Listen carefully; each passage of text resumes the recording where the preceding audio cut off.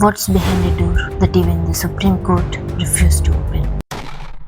There is a place in India where kings didn't rule, they kneeled, where billions in treasures were not stolen or spent, they were buried on purpose. In 2011, 6 ancient vaults were cracked open. What they found? Wealth that rewrote history books. But there is a 7th door, and no one will touch it.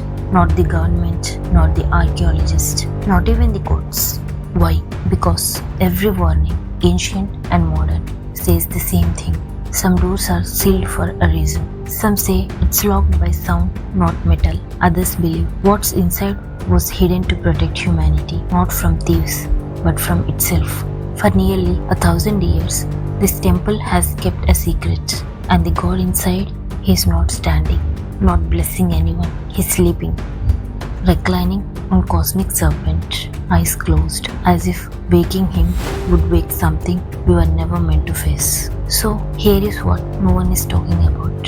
Why did scientists hear ocean sounds from the deep underground? Why does a door with no keyhole terrify priests who have devoted their entire lives here? And what could possibly be so dangerous that Supreme Court, with all its powers, decided to walk away? This is not about gold. This is about why some mysteries are left alone. Today let's uncover what they are really protecting us from. About 950 years into the Kali Yuga, somewhere in the dense forest of Kasaragod, North Karnataka, there lived a sage named Padmanabhaswamy Temple. He was not chasing fame. He did not want followers. He had one obsession that consumed him completely, that is, to see God.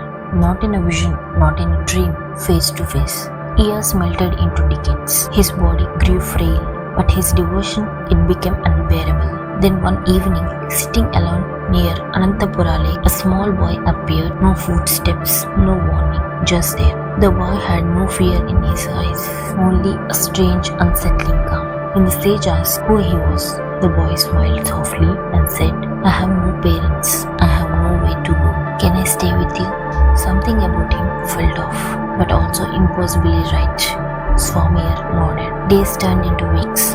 The boy played, laughed, teased. Slowly, the sage forgot his loneliness. Then one day, the boy said something that made his blood run cold. "I will stay with you forever, but only until you get angry with me. The moment you shout, I vanish, and you will never see me again." The sage promised never. One afternoon, something unthinkable happened. Swamir saw the boy biting a shaligrama stone, a sacred object worshipped as Vishnu himself. For just 1 second, devotion cracked. He shouted. The forest went silent. The boy looked at him with eyes that suddenly felt ancient and said, "You prayed for lifetimes to see me. That's why I came, but you broke your promise." Then he spoke words that still echoed through time. "If you truly want to see me again, come find me in Anantapura forest." And just like that, the boy was gone. In that moment, the sage realized unbearable truth. He had just yelled at God. Broken, sobbing, barely alive from fasting, Swamir began walking south with no map, no plan, just grief.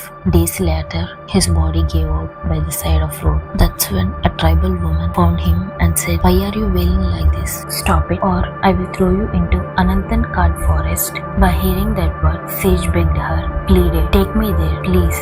She led him deep into the forest, and there, beneath a towering ilupa tree, he saw the boy again. Swamir ran towards him, arms outstretched, but the child didn't run. He smiled and then merged into the tree. The tree split open, and what emerged next, no scripture could prepare him for. What appeared was not human. It was not even godlike in the way we imagine. It was Lord Vishnu, but as Ananta Padmanabha, reclining on the cosmic serpent, Adisesha, stretching endlessly across space, kilometers long, floating on an ocean that didn't belong to this world. The sage collapsed. How can I worship something so vast? And Vishnu's voice echoed softly. "Then I will reduce myself for you, for humanity." The infinite form condensed first into an 18-foot figure, still too overwhelming. So the temple was designed with 3 doors. One to see his face, one for his navel, one for his feet. Because even reduced, he was too much to witness at once. This is where the temple's real story begins. Centuries passed. Then came Marthandavarma, a warrior king of Travancore. In 1741, he did the impossible. He defeated the Dutch East India Company in battle. The first time in history, an Indian king crushed a European colonial power. But instead of crowning himself a conqueror, in 1750, he walked into this temple and surrendered his kingdom, his wealth, his crown, all of it to Lord Padmanabha. From that day forward, the kings of Travancore ruled as Padmanabhadasas, servants of God. Every treasure from every war, every jewel, every gold coin buried beneath the temple. For centuries, no one touched it. Beneath the temple lie 7 underground vaults. In 2011, the Supreme Court ordered them opened. 6 doors were unlocked. What they found inside defied logic. Gold idols taller than men, diamond-studded crowns, coins older than some civilizations, worth trillions. But one door stayed shut. Vault B. It's sealed with something called Naga Bandham, a serpent lock that is not mechanical. It's mantra. Priests warn this door cannot be opened by machines. Only the Garuda mantra can unlock it, and no one alive knows it. Scientists who approached the door reported hearing the ocean sounds from deep underground. Legend says opening it could trigger floods, mass destructions, or something far worse. In 2020, even the Supreme Court backed away. Vault B remains sealed. This temple is not just rich, it's alive in ways we don't understand. It's older than most recorded history, and it's not meant to be disturbed. If one temple holds this much mystery, imagine what else is still buried across Bharat. So tell me, should Vault B ever be opened, or are some doors meant to be stay closed forever?